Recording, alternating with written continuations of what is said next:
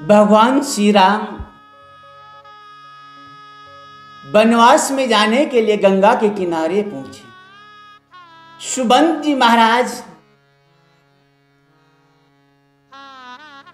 से कहा, हे सुबंत, आप अवध को जाओ और पिताश्री की सेवा करो। हमें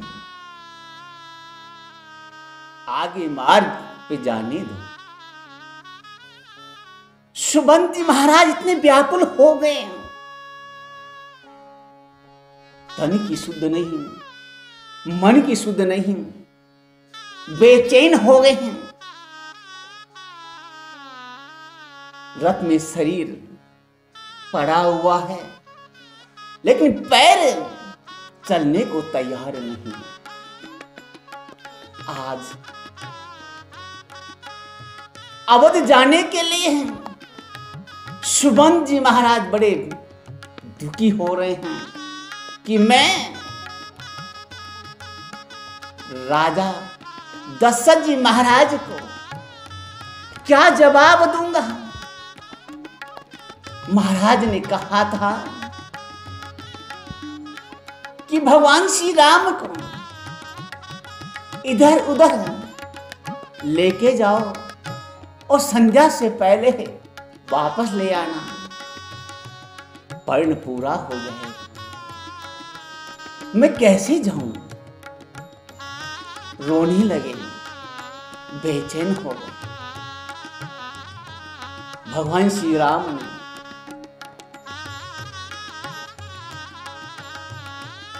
केवट को इशारा किया।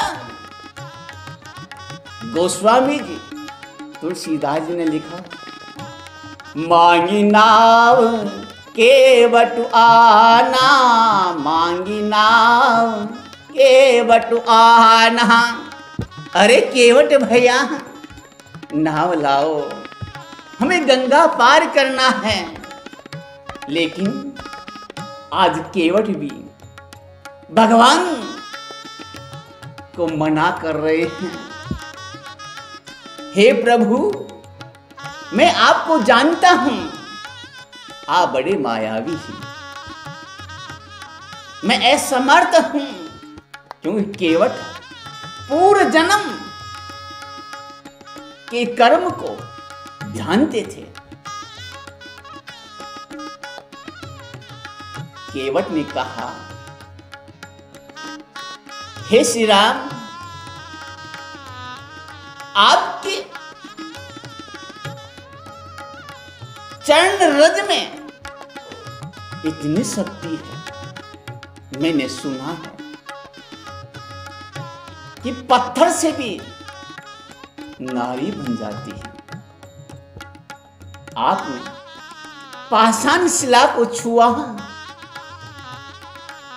तो पत्थर से नारी बन। ये मेरी काठ की नाव है। यदि आपकी चरण रज मेरी नाव को छुएंगे तो नारी बन जाएगी। एक नारी घर पे है और एक नारी ये, मैं बड़ा दुखी हो जाऊं। आज आपके पिताजी को देखो, तीन तीन नारियां हैं, बड़े दुखी हो गए। एक वो नारी जो घर पे है, वो मुझसे नहीं समझती, तो मैं दूसरी नारी का क्या करूंगा। मैं नाव नहीं ला सकता, ऐसा मत का। तो शेष नाग के अवतार लक्ष्मण जी महाराज ने कहा, हे भैया, आप अवध के कुलभूषण हो, चक्रवर्ती सम्राट दशरथ जी महाराज की ज्येष्ठ पुत्र हो, गुरु वशिष्ठ के शिष्य हो, और एक छोटा सा जीव एक नाव चलाने वाला आपको मना कर रहा है। आपके कैसे कैसे भक्त हैं। एक भक्त को जाने के लिए कहते हो वो जा नहीं रहा, और एक भक्त को आने के लिए कहते हो वो आ नहीं रहा। मुझे आज्ञा दीजिए, कैसे नहीं आते हैं? भगवान श्री राम ने मुस्कुरा करके लखन लाल जी को कहा, हे लखन, जब आज प्रातः काल मैं अवध से रवाना हो रहा था तो मैंने आपको मना किया था ना? क्या आपने मेरा कहना माना? नहीं माना। हे सीता, मैंने आपको भी मना किया था, क्या आपने मेरा कहना माना? नहीं माना।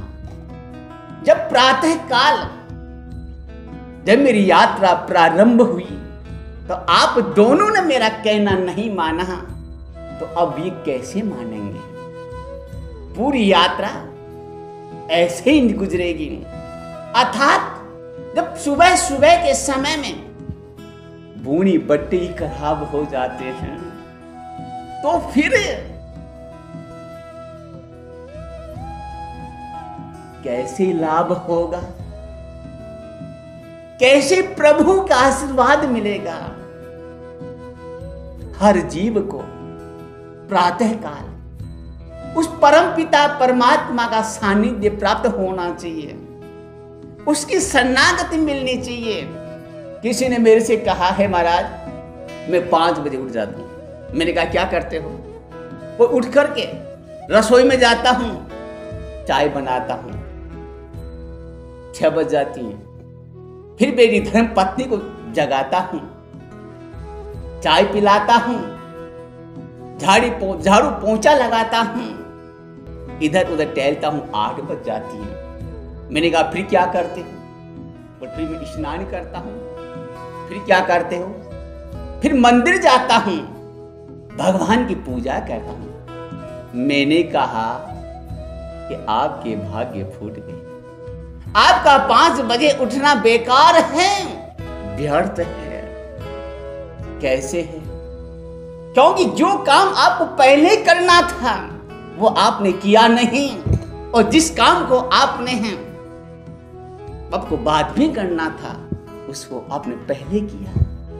अरे विचार करो, जब प्रातः काल जल्दी उठते हो तो स्नान ध्यान करो, नित्य कर्म से निवृत्त होकर के उस भगवान का पूजन करो, तो आपका जीवन भक्तिमय होगा, जीवन में निखार आएगा, उस परमात्मा का आशीर्वाद मिलेगा।